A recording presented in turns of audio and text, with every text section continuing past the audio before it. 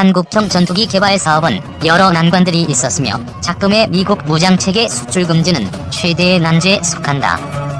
이 과정에서 시제기를 제작하는 단계로까지 나아가고 있다.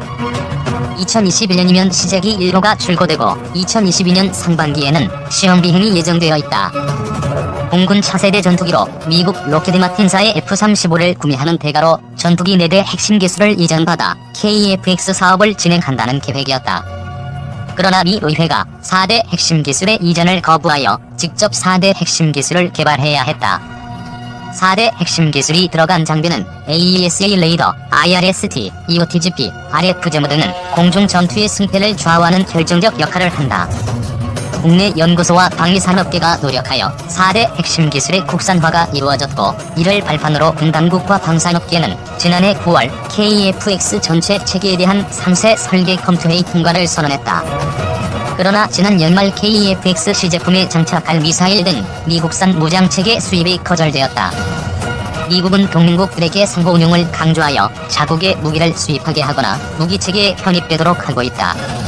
그런데 지난 연말 미국 측에서 KF-X에 장착할 무장체계를 한국에 수출하지 않겠다는 입장을 최종 통보해왔다. 업계는 유럽산 전투기용 무장체계 도입을 위해 노력하고 있다.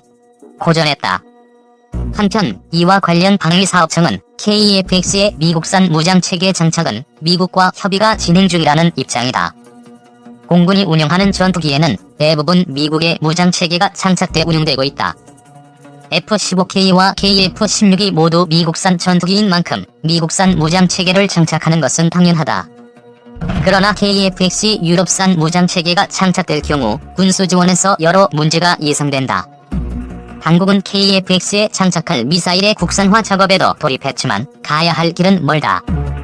KF-X가 실전 배치되면 한국은 미국 전투기 제작사 등과 경쟁 관계로 나타나며 미국은 공중무기의 이탈을 견제하고 방해하는 것이다. 한국은 동맹국 중에서 가장 극심한 제재와 통제를 받는 나라이다. 결국에 미국은 KF-X 무장체계 수출을 거부할 것이다. 무기 종속의 결과는 이처럼 참담하다. 그래서 자국의 방위산업을 발전시켜 무기 종속화 피하고 방어해야 한다. 이번 기회에 공중무기체계 자급과 미국의 무기 종속에서 벗어나야 한다. 동맹 외교가 엉터리인 이 정부에서 제대로 될 리는 없지만 그래도 희망을 가져본다. 여러 변수는 있지만 왠지 서글프다. 한국 외교의 8에서 90%는 대미 외교라고 해도 과언이 아닙니다. 덤비려면 몇 년 후에 준비하고 하든지. 날 보고 반미 좌파라고 공격하는데 정확히 대한민국 국익 중심의 자유민주주의자입니다. 과거에는 빨갱이 짓도 했습니다. 전력을 공부한 사람은 반미주의자는 아니지만 반미를 하는 게 정상입니다.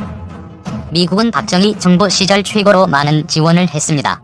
그 후에는 한국의 방산을 철저히 통제하고 제어해왔습니다. KF-X 성공하면 대미 무기 수입 안에서 30% 선으로 확실히 줄어듭니다. 커피 대미 무기 종속에서 벗어나려 발버둥치고 그 후진 국가가 한국보다 방산 수출액이 작년부터 많이 합니다. 참고로 대미 무기 종속에서 벗어나려 했던 국가들 이집트, 사우디, 터키, 한국. 한국은 제대로 된 대통령과 정부 그리고 관료들이 있었다면 벌써 미국 종속에서 벗어날 수 있었습니다. 지금도 외교와 국방과학연구원, 방사청 관리만 제대로 해도 충분합니다. 2020 국방예산 문정부의 방위력 개선비 알고 보니 전 정부 추진 사업들 2020년 문재인 정부의 예산은 무려 512조 3천억 원이다. 초슈퍼 예산이라 불리는 2020년 정부 예산안은 12월 10일 국회 본회의를 통과했다. 제1야당인 한국당은 배제되고 4+1 협의체가 주도했다. 2020년 정부 예산을 초슈퍼 예산이라고 하는 데는 처음으로 정부 예산이 500조를 넘은 이유도 있지만 무엇보다 경제 발전 속도를 크게 상회하는 예산 편성이기 때문이다. 경제 전망은 2% 성장 안팎으로 예상되는 반면에 예산은 2019년 469조 9천억 원 대비 약 9.3%나 증가했다. 실제로 세수 전망도 어둡다. 기업의 이익이 격감하면서 법인세 등 세수 전망치도 어둡다. 그럼에도 불구하고 문재인 정부는 확장 재정을 펼치고 있다. 전체 예산 중에 가장 많은 비중을 차지하는 분야는 복지 예산이다. 2020년 복지 예산은 82조 8,203억 원으로 2019년 대비 무려 10조 원가량 증액되었다. 총 예산에서 복지 예산은 16.1%를 차지하면서 교육 예산을 제쳤다. 문제는 복지 예산이 선심성 포퓰리즘 예산에 직결된다는 것이다. 전문가들이 우려하는 것은 복지 예산의 상당액이 기초연금과 아동수당 등 각종 지원금 형태의 현금성 복지라는 점이다. 기재부 발표 자료에 의하면 내년 정부 예산안에서 현금성 직접지원 사업 예산은 전년 대비 12.5% 늘어난 54조 3,017억 원에 이른다. 그렇다면 우리 안보에 직결되는 국방 예산은 얼마나 될까? 12월 10일 정부 예산안이 국회를 통과 50조 1,527억 원의 국방 예산을 확정했다. 2019년 46조 7천억 원에 비해 7.4% 증가한 금액이다. 국방 예산 중 운영비라 할 수 있는 전력 유지비는 33조 4,612억 원으로 66%를 차지한다. 군사력 확보에 투입되는 방위력 개선비는 2019년 대비 8.5% 증가한 16조 6,804억 원이다. 이에 대해 정부는 사상 처음으로 국방비도 50조를 넘겼다고 자평한다. 그러나 전체 예산 증가율 9.3%에 비하면 국방 예산 증가율은 1.9%포인트 떨어진다. 전체 예산에서 국방 예산이 차지하는 비율은 약 10% 정도다. 과거 70에서 80년대는 정부 예산에서 국방 예산이 가장 높은 비중을 차지했다. 1982년의 경우 GDP 대비 6%, 정부 예산 대비 33%가 국방비였다. 80년대 초반 국방 예산 비중이 높았던 이유는 북한의 도발이 극에 달했던 이유도 있었지만 카터 미 대통령이 주한 미군 철수를 처리하는 대신 한국의 국방 예산을 GDP 대비 6% 선을 요구했기 때문이다. 박정희 대통령 시절에도 GDP 대비 국방 예산은 6%를 넘지 않았다. 대략 4에서 5% 선이었다. 그 이유는 미국의 군사 원조에 의존하고 미국의 각종 유무상 지원이 있었기 때문이다. 그래서 정부 예산을 경제 발전에 더 투입할 수 있었다. 미국의 지원 없이 온전히 우리나라 예산으로 국방 예산을 운영해가기 시작한 것은 전두환 정부인 80년대 중반부터다. 현재 대한민국이 국방비 지출 순위는 세계에서 대략 10위 정도다. 2019 국방백서에 따르면 현재 한국의 국방비는 GDP 대비 2.33% 안팎이다. 미국은 GDP 대비 3.11%를 국방비로 지출하고 있다. 2019 국방 예산에 대해 정부의 평가는 자화자찬일색이다. 정부 홈페이지 대한민국 정책 브리핑에 올라온 국방비 관련 내용을 보면 정부는 최근에 불확실한 안보 환경을 감안 우리 군이 전방위 안보 위협에 주도적으로 대응할 수 있도록 국방력 강화에 집중 투자하고 있습니다라고 적극 홍보하고 있다. 국방 예산을 홍보하는 정책 브리핑의 핵심은 과거 이명박 박근혜 정부보다 더 많은 돈을 국방비에 투자하고 있다는 것에 중점을 두고 있다. 그 내용을 보면 현 정부 출범 후 방위력 개선비 평균 증가율 11.0%는 지난 정부 9년간의 평균 증가율의 약 2배이며 20년 국방 예산 중 방위력 개선비 비중은 33.3%로서 2006년 방위사업청 개청 이래 가장 높은 수준이라고 말한다.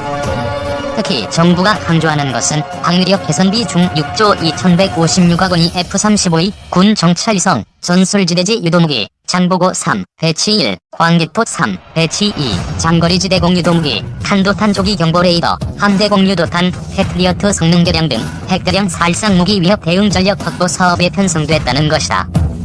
북한 눈치를 보면서 소위 남북 평화를 강조하는 문재인 정부의 그간 행보와는 그 궤가 다른 설명이다. 북한을 의식해서인지 공군의 스텔스 전투기 F-35E 전력화 행사도 비공개로 치렀던 것과 비교하면 너무 대조적이다. 그래서 기자는 2020년 국방예산 세부 항목을 살펴봤다. 정부의 자화자찬식 해설에는 뭔가 다른 이면이 있을 것이라는 생각에서다. 먼저 눈에 띄는 것은 방위력 개선비 항목이다. 사실 이 항목들은 문재인 정부가 결정한 것이 아니다. 이미 이전 정부인 이명박 박근혜 정부 때 결정되고 추진되어 온 계속사업이다. 그런데도 마치 문재인 정부가 처음 하는 것처럼 지난 정부 9년간의 평균 증가율의 약 2배임이라고 강조한다. 설명 자체가 전 정부를 낮추고 현 정부를 지켜세우려는 의도가 다분히 들어있다. 정치적 중립을 지켜야 하는 군의 자세와는 맞지 않는 설명이라 하겠다. 2020년 방위력 개선비 중 가장 많은 금액은 F-35E 도입 금액이다. 이미 2019년에도 1조 5천억 원이 지출되었고 2020년에도 1조 7천억 원이 배정되어 있다. F-35E 스텔스 전투기는 북한의 연평도 도발 이후 대북 억제력 강화를 위해 이명박 정부 때 도입을 결정했다. 도입 과정에서는 보잉의 F-15 사일런트 이글과 프랑스 라팔 그리고 로켓 마틴의 F-35E 스텔스 전투기가 경합을 벌였다. 1차 선정에서는 최저가를 써낸 보잉의 F-15 사일런트 이글이 채택되었다. 그러나 북한의 연평도 도발과 공군의 반대는 F-15 사일런트 이글에서 F-35A로 판을 뒤집었다. 총 40대를 도입하는 F-35A는 2019년부터 순차적으로 한국 공군에 인도되고 있다. F-35A 도입 사업 다음으로 큰 금액을 차지하는 사업은 한국형 차세대 전투기 도입 건인 KF-X 사업이다. 전체 예산은 무려 20조 원이 넘는다. 이 사업 역시 전임 정부인 박근혜 정부 때 결정된 것이다. 이번 국방 예산 편성에서 KF-X 사업은 방위력 개선 사업비 중에 군구조 개편 사업의 일환으로 2019년에는 6,600억 원이 배정되었고 2020년에는 1조 400억 원이 책정되었다. 해군의 3,000톤급 잠수함 도입 사업인 장보고 3 배치 1 사업도 마찬가지다. 이 사업 역시 이미 2008년에 3,000톤급 잠수함을 독자 개발하는 장보고 3 사업일 뿐이다. 해군은 배치 1, 2, 3으로 나눠 각 3척씩 3,000톤급 잠수함을 건조할 계획이다. 그래서 2019년에는 2,991억 원 예산이 투입되었고 2020년에는 5,270억 원이 투입될 예정이다. 광개토 3, 배치 2 사업 역시 박근혜 정부 때인 2016년 6월에 결정되었다.